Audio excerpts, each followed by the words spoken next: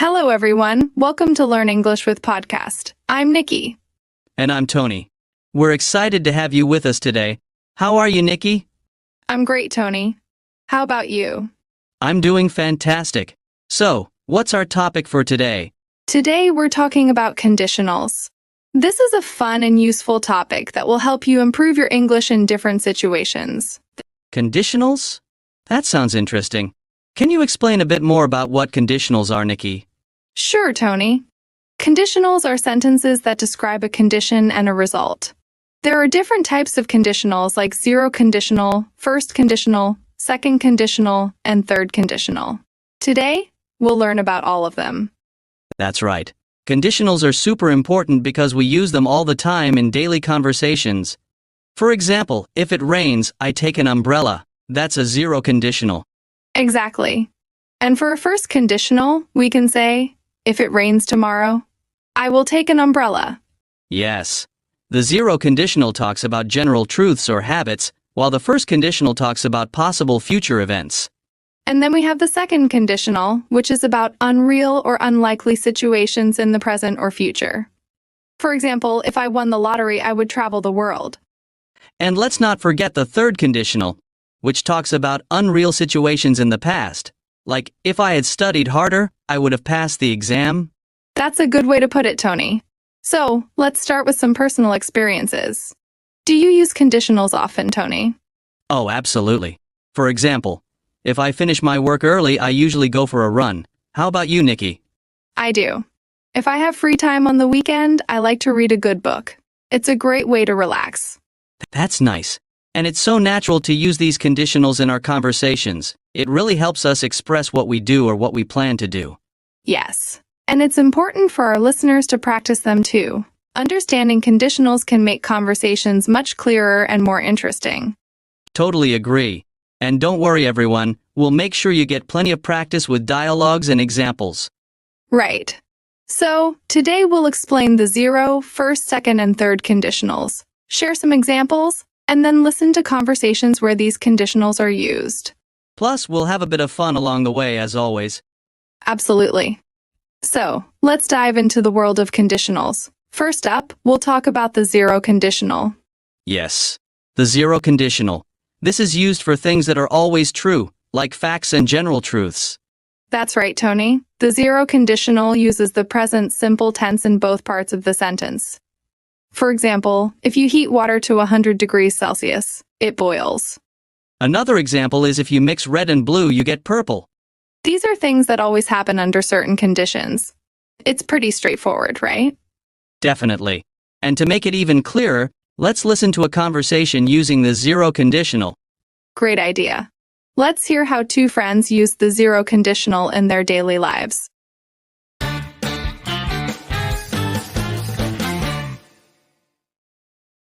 Hey Mark, do you want to go for a walk later? Sure, but if it rains, I stay indoors. You know how I hate getting wet. I know. If I don't wear my raincoat, I get soaked. Exactly. And if I drink coffee in the evening, I can't sleep at night. Oh, me too. If I drink coffee after 3 p.m., I stay awake all night. By the way, if my dog barks, it means he needs to go out. Dogs are so smart. If mine sees the leash, he gets excited. True. And if he's hungry, he sits by his bowl and waits.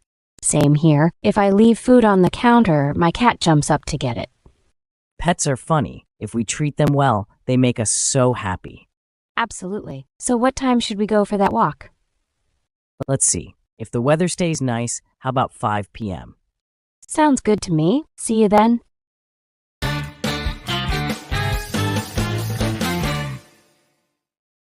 That was a great example of the zero conditional in action.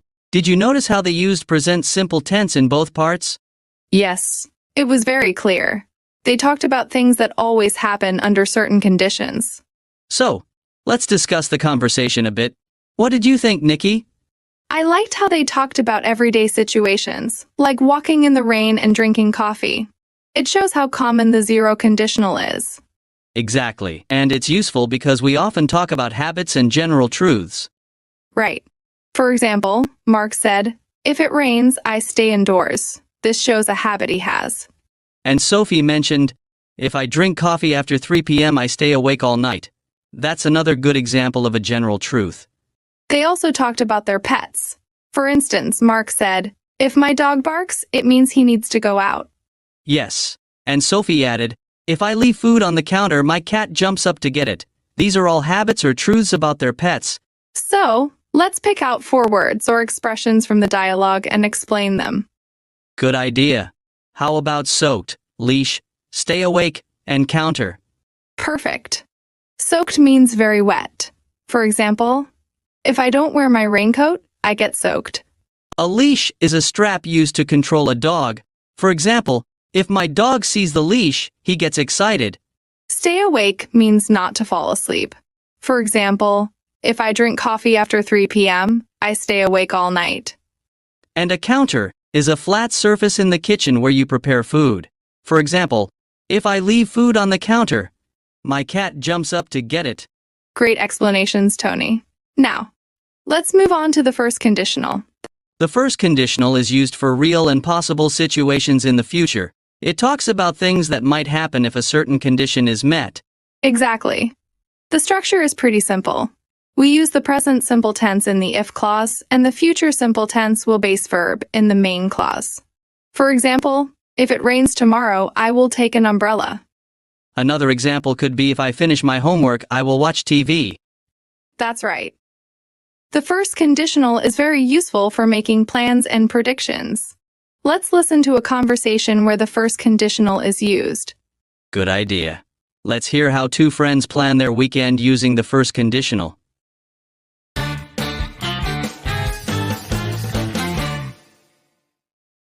Hey Mia, do you have any plans for the weekend? Not yet. If the weather is nice, I will go hiking. How about you? If I get my car fixed, I will drive to the beach. That sounds fun. If I finish my project early, I will join you. Great. If we leave early, we can avoid the traffic. True. If we arrive before noon, we will have plenty of time to relax. Yes, and if we bring some snacks, we won't have to buy expensive food there. Good idea. If I have time, I will bake some cookies. Awesome. If we have cookies, we will have a great time. Definitely. Let's check the weather forecast. If it's sunny, we are all set. Okay. If it rains, we can plan something else indoors. Sounds good. I'll call you tomorrow to confirm. Perfect. Talk to you then.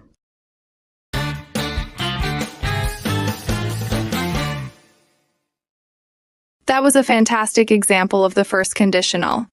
Did you notice how they talked about possible future plans and used present simple in the if clause and future simple in the main clause? Yes. It was very clear. They made plans based on conditions that might happen. Exactly. So, what did you think of the conversation, Tony? I liked how they planned their weekend and considered different possibilities. It shows how practical the first conditional is. Right. For example, Alex said, "If I get my car fixed, I will drive to the beach." This is a possible future event based on a condition. And Mia said, "If the weather is nice, I will go hiking." Again, a future plan based on a condition. They also talked about bringing snacks. Alex said, "If we bring some snacks, we won't have to buy expensive food there." And Mia added, "If I have time, I will bake some cookies." These are great examples of the first conditional in everyday conversation. So, let's pick out 4 words or expressions from the dialogue and explain them. Good idea. How about hiking? Forecast, expensive, and confirm. Perfect. Hiking means walking in the countryside or mountains for pleasure. For example, if the weather is nice, I will go hiking. A forecast is a prediction of future weather conditions. For example, let's check the weather forecast. Expensive means costing a lot of money. For example, if we bring some snacks, we won't have to buy expensive food there. And confirm means to make sure something is definite or certain. For example, I'll call you tomorrow to confirm. Great explanations, Tony. Now, let's move on to the second conditional. The second conditional is used for unreal or unlikely situations in the present or future. It's great for talking about hypothetical scenarios. That's right, Tony. The structure is, if past simple in the if clause, and would base verb in the main clause. For example, if I won the lottery, I would travel the world. Another example could be if I had $1 million, I would buy a big house. Exactly. The second conditional helps us imagine different scenarios that are not real or very unlikely. Let's listen to a conversation where two friends use the second conditional to talk about their dreams. Sounds good. Let's hear how they imagine their future using the second conditional.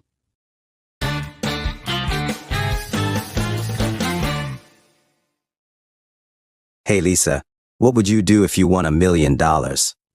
Oh, that's easy. If I won $1 million, I would buy a beautiful house by the beach. What about you? If I had that much money, I would travel to every country in the world. That sounds amazing. If I could travel anywhere, I would go to Japan first. Japan is awesome. If I went there, I would eat sushi every day. Me too. If I knew how to make sushi, I would open a restaurant. That's a great idea. If you opened a restaurant, I would be your first customer. Thanks, Jake. If you started a business, what kind would it be? If I started a business, I would open a tech company. Cool. If you had a tech company, you would make lots of money. Hopefully. And if I made lots of money, I would donate to charity. That's so kind of you. If everyone donated more, the world would be a better place.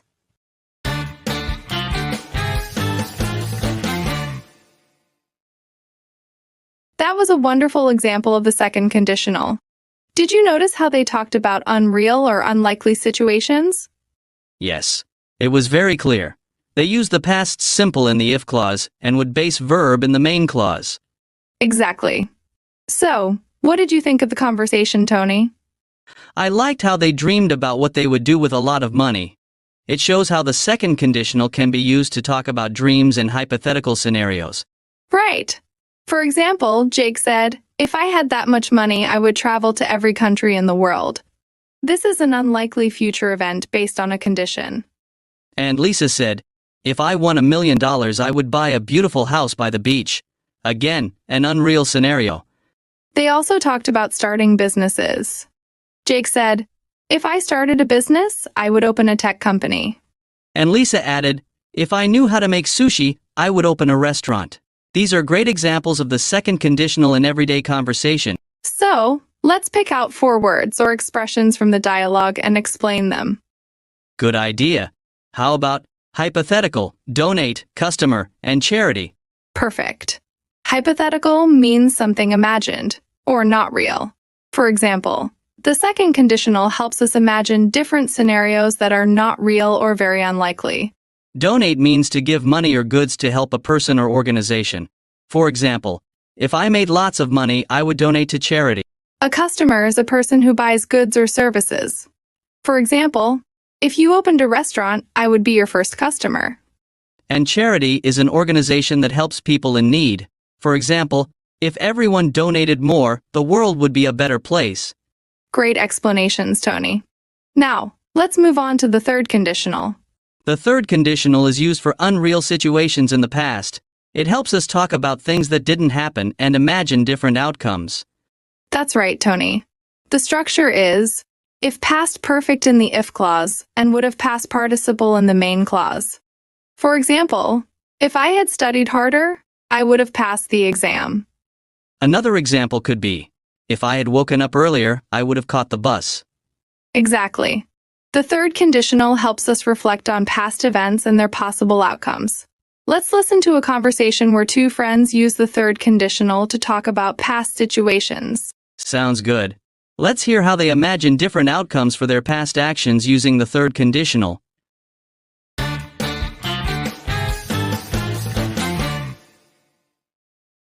Hey, Tom. Do you ever think about what might have happened if we had made different choices? All the time. For example, if I had studied more in school, I would have gotten better grades. Me too.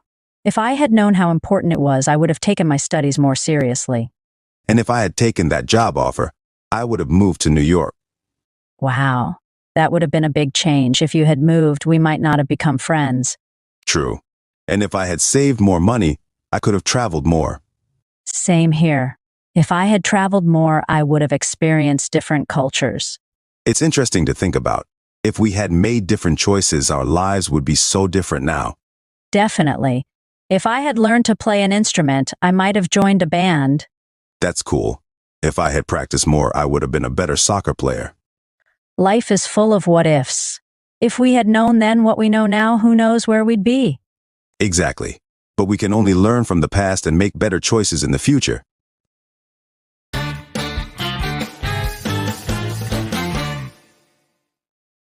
That was a great example of the third conditional. Did you notice how they talked about unreal situations in the past and imagined different outcomes? Yes, it was very clear.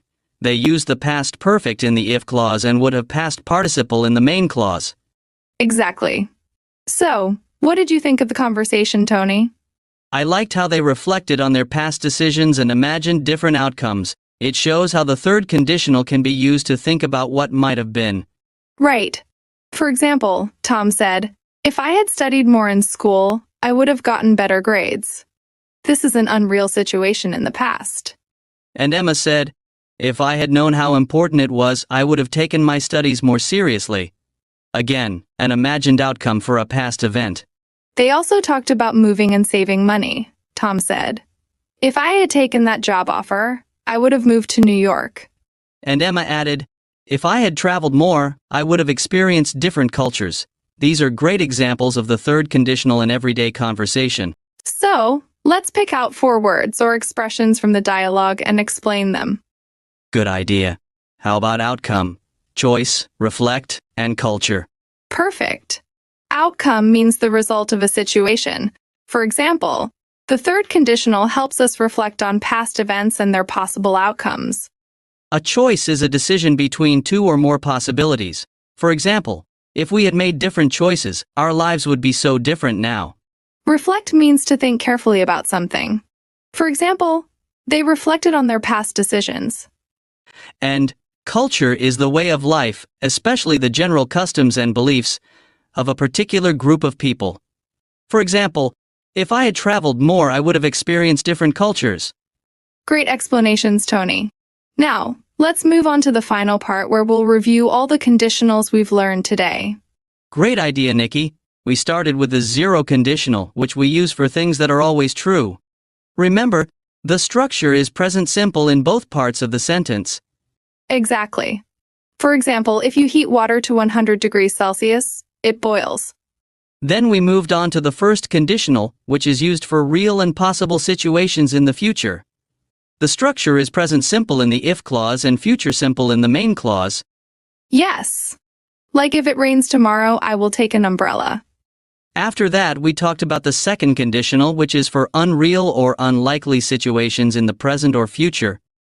Here, we use past simple in the if clause and would base verb in the main clause. For example, if I won the lottery, I would travel the world.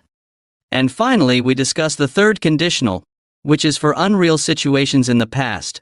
The structure is past perfect in the if clause and would have past participle in the main clause. Like if I had studied harder, I would have passed the exam.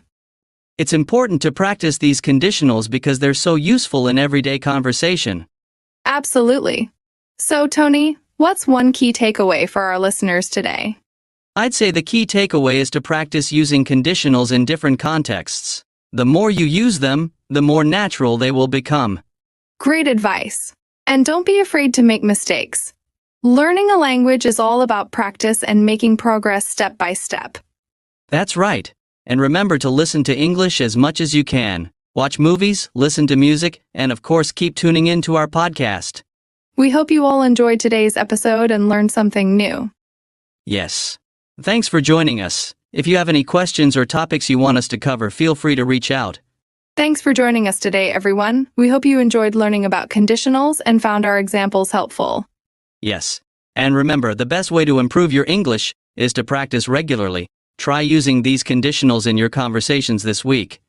And don't forget to listen to our podcast every day. We have lots of great content to help you learn English.